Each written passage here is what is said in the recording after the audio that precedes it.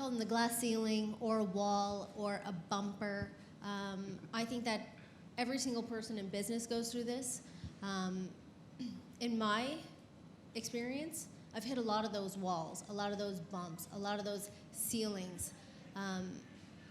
But I do have an amazing team around me, which I give credit to. But I also think that those glass ceilings and those barriers and those barricades and bumpers are actually a tool to learn something. I am not in the corporate world, so I don't know what that feels like. But I do run my own world, and I do know the difficulties that I face, that my team faces, that we face on a daily, or that we face on, maybe it's every 6 months. Something insane comes our way, and it's horrible. The amount of press that subject gets, or things that happen. And all I have to say is that I've grown from those. And there's no one that can stop me. There's no one that can completely barricade me and put me in a cage and tell me no. That's how I see it. And the more someone tells me no, the more someone puts up those barricades, the more I fight.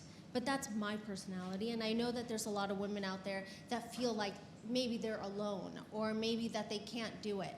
And something that I learned a really long time ago was, if you're not gonna ask, then you're not gonna get it. If you're not gonna say, I want this, then it's never gonna come to you. If you don't voice what you want, then you're never gonna get there.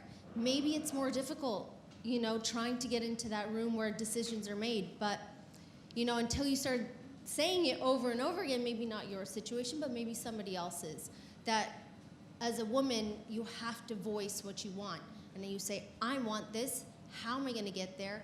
And if you're gonna put a barrier up, how do I get around that barrier? Because I know I'm better than you. I know I work harder than you. And I know my trade or craft, anything better than you do, whether you're a male or a female. So it's also, I think, a personal journey, like you had mentioned. Yeah, I think that's beautiful.